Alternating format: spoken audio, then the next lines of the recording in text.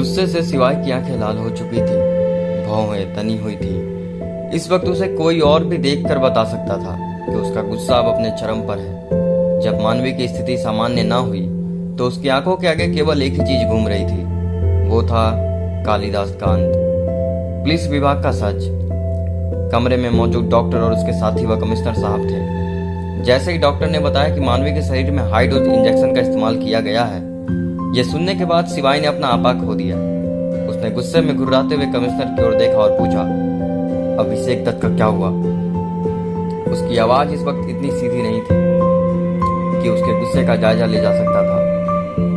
शिवाय के इस सवाल को सुन कमिश्नर की आंखें हैरानी से बड़ी हो गई। उन्होंने थोड़ा रुककर डॉक्टर की ओर देखा और फिर धीमी आवाज में कहा, हम केबिन के बाहर बात करें? कमिश्नर साहब को लगा कि शिवाय उनकी बात समझेगा, लेकिन अगले पल ही जो उसे कमरे में हुआ, वहां मौजूदा लोग के रोंगटे खड़े हो गए। शिवाय रोबियत हुए मेज पर जोरदार हाथ दे मारा। बाहर बाहर बाहर क्या बात करेंगे आप?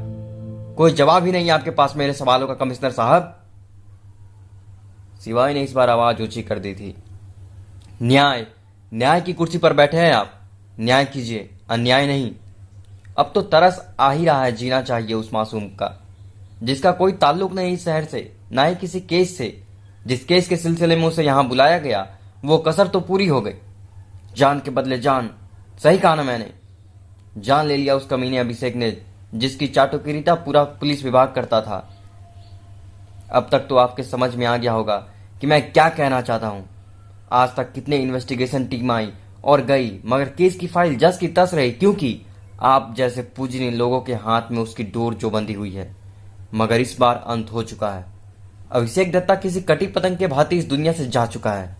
अब तो पुलिस विभाग के अफसरों को भी खौफ हो जाना चाहिए। समझ गए ना कि मैं क्या कहना चाहता हूं? माहौल को देखते हुए डॉक्टर ने कहा, देखिए, ये बात आप केबिन से बाहर जाकर करें तो अच्छा होगा। शिवाय ने हाथ के इशारे से चुप रहने को कहा और डॉक्टर की ओर देखकर बोला, आपको कितने पैसे में तौला गया है? डॉक्टर की आंखें हैरानी से बड़ी हो गई।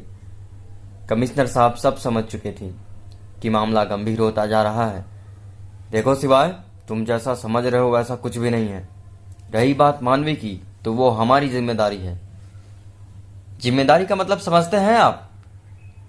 जिम्मेदारी बहुत बड़ा शब्द है अपने आप में कमिश्नर साहब। इतने बड़े बड़े शब्द आपके मुंह से अच्छे नहीं लगते।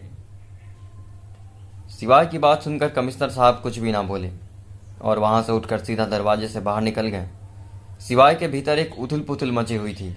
एक तरफ कालिदास का अंत और पुलिस विभाग का सच जानने का जुनून था, तो दूसरी तरफ मानवी की सेहत और सुरक्षा की चिंता। रिपोर्ट से यह क्लियर हो चुका था कि वो मानवी इस समय बेहद नाजुक स्थिति से गुजर रही है और उसे सबसे ज्यादा उसकी और उसके परिवार की जरूरत थी। शिवाय ने अपने गुस्से को काबू में रखने की कोशिश की और केबिन से बाहर निकल सीधा गैलरी में लगे चेयर की ओर बढ़ गया। मानवी की देखभाल करना उसकी प्रायोरिटी थी। उसकी हर एक सांस मानवी के लिए थी और अगर उसने उसकी सेहत और जिम्मेदारियों को नजरअंदाज किया तो वो उसे खो सकता था। ये ख्याल जहन में आते ही शिवाय के रोंगटे खड़े हो गए। शिवाय की सारी दुनिया मानवी के इर्द गिर्द घूमती थी। उसका हर फैसला, हर कदम मानवी की सलामी और खुशियों के लिए था। मानवी के बिना वो खुद को अधूरा महसूस कर रहा था। ये सोचकर ही उसके भीतर बेचैनी की लहर दौड़ जाती कि अगर उसने मानवी की सेहत और जिम्मेदारियों का ख्याल नहीं रखा तो शायद वो उसे खो सकता है। इस ख्याल के आते ही शिवाय का दिल कांप गया और उसके रोंगटे खड़े हो गए। मानवी के प्रति उसका समर्पण और गहराई से बंधी भावनाएं उसे हर कदम पर सचेत कर रही थी कि किसी भी तरह उसे सुरक्षित और खुश रखना उसकी पहली और आखिरी जिम्मेदारी है। शिवाय ने गहरी सांस ली, मानो खुद को संभालने की कोशिश कर रहा हो। फिर उसने जेब से फोन निकाला और कांपते हाथों के साथ मानवी के मां का नंबर डायल किया। घंटी बजती रही और उसकी धड़कनें तेज होती गईं। हेलो शिवाय, मानवी की मां की आवाज आई। हल्की सी चिंता झलकती थी। आंटी, मैं मानवी के बारे में बात करना चाहता हूँ, शिवाय ने संयम से कहा, लेकिन उसकी आवाज में छिपी बेचैनी साफ महसूस हो रही थी। मानवी की मां की आवाज में चिंता और घबराहट उभर आई। तुम इस तरह क्यों बात कर रहे हो शिवाय? मेरी बच्ची मानवी सही सलामत तो है ना? उसने कई दिनों से मेरा फोन भी नहीं उठाया। उनकी आवाज धीरे धीरे टूटने लगी। शिवाय ने खुद को संभालते हुए गहरी सांस ली। वो नहीं चाहता था कि उनकी घबराहट बढ़े, लेकिन सच बताना भी जरूरी था। आंटी, आप घबराइए मत। मैं बस ये कहने को फ़ोन किया हूँ कि आप कुछ दिनों के लिए इधर लखनऊ घूम आ जाइए। सब ठीक है ना? जी आंटी, सब ठीक है, मगर मानवी को आपकी थोड़ी सी ज़रूरत है। मैं चाहता हूँ कि उसे आपसे मिलवा कर उसे जल्दी से जल्दी कवर कर सकूँ। उसने शांत और आश्वस्त करने की कोशिश की, पर उसकी आवाज़ में छिपा तनाव छुप नहीं सका। लेकिन सिवाय आखिर हुआ क्या है? मानवी की माँ की आवाज़ में डर साफ झलक रहा था। तुम्हारी बातें मुझे परेशान कर रही हैं। मानवी किसी मुश्किल परिस्थिति में है क्या? इस बार मानवी की मां ने अपना डर दबाते हुए कुछ ऐसे सवाल किया जिससे सिवाय का दिल एक पल के लिए थम गया। सिवाय, उनकी आवाज में कड़वाहट और बेचैनी दोनों थी। सच सच बताओ, क्या मेरी बेटी का अपहरण हुआ है? सिवाय कुछ पल के लिए खामोश रह गया। वो समझ नहीं पा रहा था कि कैसे जवाब दे, क्योंकि सच कहने का मतलब था उनका दिल तोड़ना, और कुछ भी छुपाना उन्हें झूठी उम्मीद देना था। आंटी, उसने धीमी और भारी आवाज में कहा, मैं झूठ नहीं बोलूँगा। हाँ, मानवी का अपहरण हुआ था, पर अब वो हमें मिल गई है। उसके सिर पर थोड़े जख्म हैं, इसलिए वो अभी हॉस्पिटल में है। जख्म? कैसे? उसके शरीर पर या फिर? नहीं नहीं, ऐसा कुछ नहीं है, आप यकीन रखें। मैं उसे ठीक करने के लिए हर संभव कोशिश कर रहा हूँ। मैं उसे किसी भी हाल में सुरक्षित आपके पास ला कर रहूँगा, लेकिन अगर आप मेरी हेल्प कर दो तो मैं रिलैक्स हो जाऊँगा। मैं आ रही हूँ, उन्होंने रोते हुए कहा। आंटी मत रोइए, आप आइए, मैं आपको लेने आ जाऊँगा। मानवी की माँ का दिल जैसे थम सा गया। उनके हाथ कांपने लगे और आंखों से आंसू बह निकले। किसने किसने किया ये सब? उनका गला रूंधा हुआ था। सिवाय ने उनको संभालने की कोशिश की। आंटी, जिसने भी किया है उसे सबक मिल गया है। आप बस मेरे पर भरोसा रखिए। एक आखिरी इंसान है जिसका अंत करना ज़रूरी है, मगर उसके लिए मुझे आप सबकी हिम्मत चाहिए।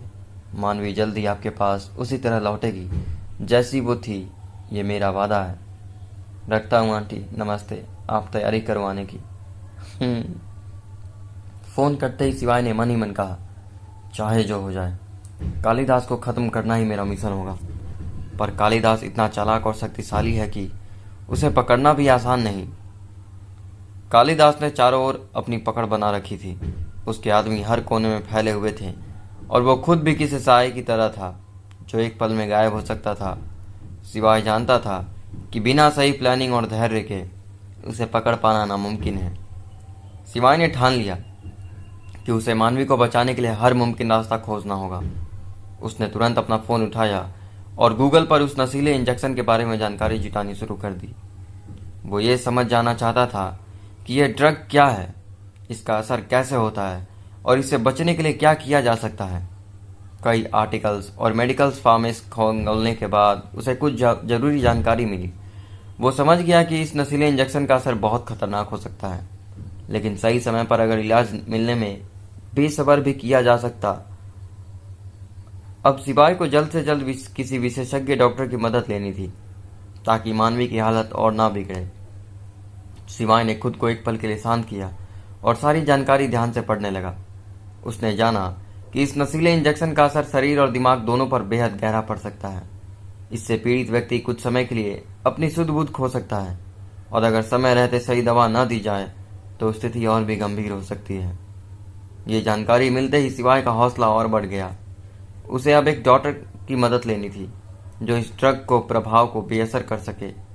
उसने तुरंत अपने परिचितों की लिस्ट खंगाली और एक डॉक्टर के संपर्क में आने की कोशिश करने लगा जो नशे और ड्रग्स के मामले में विशेषज्ञ हो।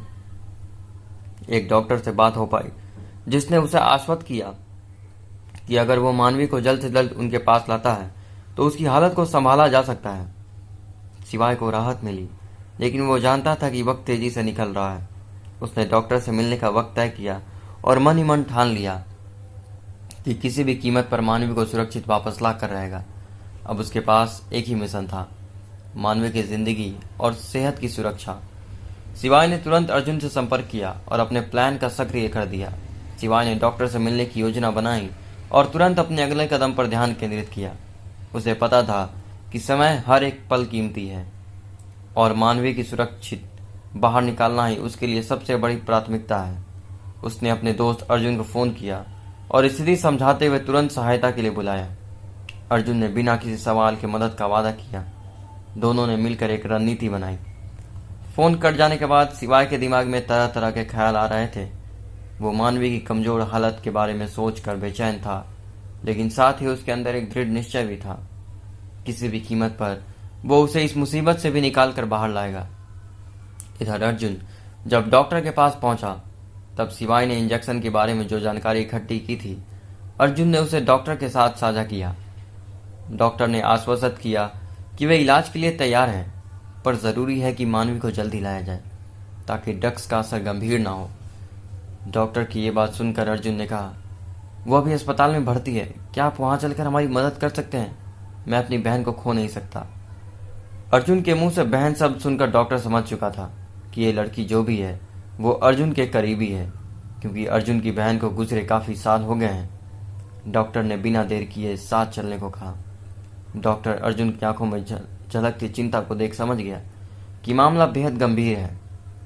बिना समय गवाए उसने जरूरी दवाएं और उपकरण अपने बैग में डाल दिए और तैयार होकर अर्जुन और शिवाय के साथ अस्पताल की ओर निकल पड़ा। रास्ते में शिवाय ने डॉक्टर को उस इंजेक्शन के असर और मानवी की मौजूदा हालत के बारे में सारी जानकारी दी। डॉक्टर ने गंभीरता से सब सुना और उन्हें आश्वासन दिया, अगर समय रहते इलाज शुरू हो गया तो मानवी को पूरी तरह से ठीक किया जा सकता है, मगर हमें जल्दी करना होगा। अस्पताल पहुंचते ही डॉक्टर ने पूरी टीम को सतर्क कर दिया। अर्जुन की हालत देखकर शिवाय ने उसे कंधे पर थपथपाया और कहा, हम मानवी को कुछ नहीं होने देंगे।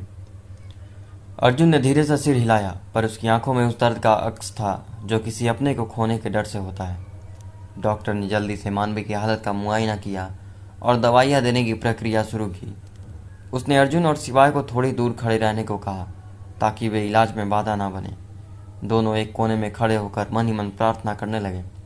हर मिनट जैसे एक युग सा लग रहा था और मानवी की सांसों में उतरता चढ़ता क्रम उनकी बेचैनी को और बढ़ा रहा था। डॉक्टर ने गहरी सांस लेते हुए शिवाय की ओर देखा और कहा, इलाज शुरू हो गया है, अब हमें थोड़ा इंतजार करना होगा। उम्मीद है कि उसकी हालत जल्दी स्थिर हो जाएगी। शिवाय और अर्जुन दोनों ने राहत की सांस ली। वे एक दूसरे के कंधे पर हाथ रखकर उस कठिन घड़ी में एक दूसरे का हौसला बढ़ा रहे थे। अस्पताल के डॉक्टर भी थोड़े खुश थे, क्योंकि उन्होंने मानवी की हालत में धीरे धीरे सुधार होते देखा। उनके द्वारा दी गई दवाई और उपचार ने असर दिखाना शुरू कर दिया था। मुख्य डॉक्टर ने, जो पहले अर्जुन और शिवाय के साथ आया था, गहरी सांस लेते हुए कहा, ऐसा लग रहा है कि मानवी की हालत स्थिर हो रही है। अगर वो अगले कुछ घंटों तक इसी तरह प्रतिक्रिया देती रही तो हम कह सकते हैं कि खतरा टल गया है। ये सुनकर अर्जुन और शिवाय के चेहरे पर थोड़ी राहत आई। दोनों की आंखों में उम्मीद की चमक वापस आ गई। शिवाय ने मन ही मन मानवी के लिए दुआ की और अर्जुन ने डॉक्टर का आभार जताया। डॉक्टरों के लिए भी ये मामला खास बन गया था, क्योंकि उनकी कोशिशें सफल होती दिख रही थी। अब उन्हें मानवी को पूरी रिकवरी के लिए बस थोड़ी और निगरानी रखनी थी। अब आगे क्या होगा, ये इसके नए भाग में देखिए। धन्यवाद।